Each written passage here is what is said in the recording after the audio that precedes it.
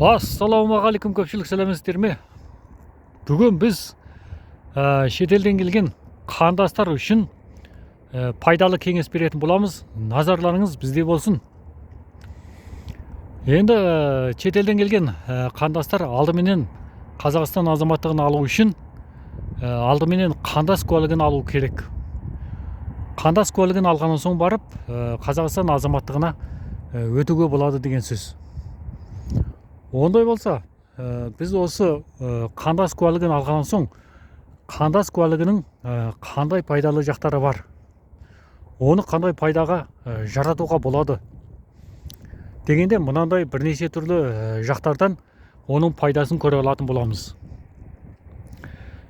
Біріншіден, қандас куәлігін алғаннан соң, қандас куәлігі арқылы біз Қазақстанда үй кезегінде тұруға болады. Егер сіз Қазақстан аумағында, қалада, Астана, Алматы сияқты үлкен қалаларда тұрған болсаңыз, осы жерге тіркеліп, тіркеуіңіз осы жерде болған болса, онда сіз осы өзіңіздің ин номер арқылы егоп порталы деген тор бекеті бар, осыған шығу арқылы сіз тегін үй алу үшін үй кезегіне тіркеліп тұруыңызға болады. Енді бұл үй кезегіне тұрған соң, әрине бұған көптеген уақыт кетеді. 5 жыл, тіпті 10 жыл уақытқа созылуы да мүмкін. Міне осы аралыққа дейін кезекке тұру арқылы тегін үй алуға мүмкіндік болады деген сөз. Енді қандас куәлігінің екінші бір пайдалы жағы, қандас куәлігін алған соң үкіметтен тегін қайтарымсыз грант алуға болады. Яғни қаржылай көмек алуға болады деген сөз. Оны қайтаруға да, қайтармауға да болады. Қайтарымсыз қаржылай көмек деген сөз. Осы көмек ақшаны алуға болады.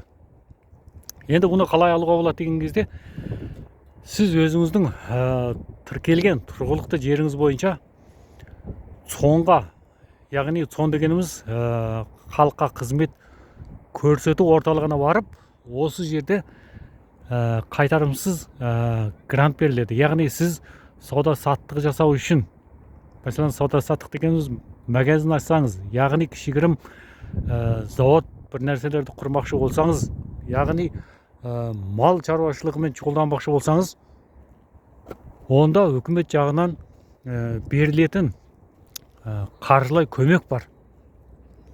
Осы көмекті сіз 1 миллионнан 2 миллионға дейінгі аралықта қайтарымсыз осындай ақшалай көмекке ие бола аласыз.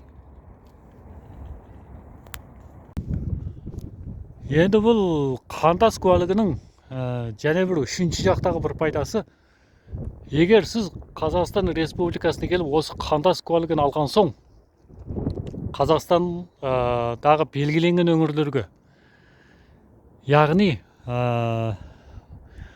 Ақмола облысы, Қостанай облысы, Павлодар облысы, Солтүстік Қазақстан облысы, Семей және Абай облысы қатарлы жерлерге қоныс аударып барсаңыз, сіз осы қандас куәлігі арқылы кәсіптенуіңізге болады.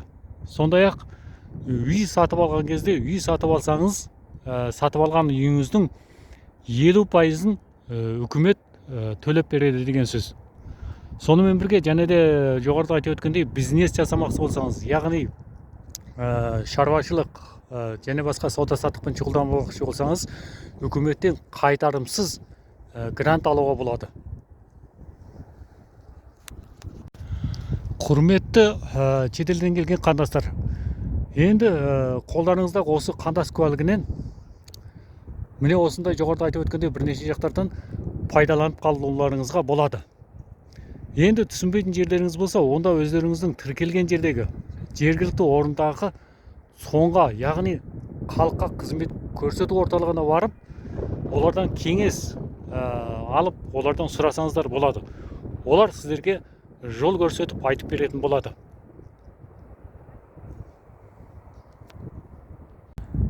Сіздерге бұдан кейін осы тектес пайдалы кеңестерді беріп отыратын боламыз. Біздің осы дүбірлі көш атты порталымызға жазылып қойыңыздар. сонымен бірге достарыңызға, туыс туғандарыңызға таратыңыздар. Олар да пайдасын көрсін. Сіздерге көп рахмет. Сау саламат болыңыздар.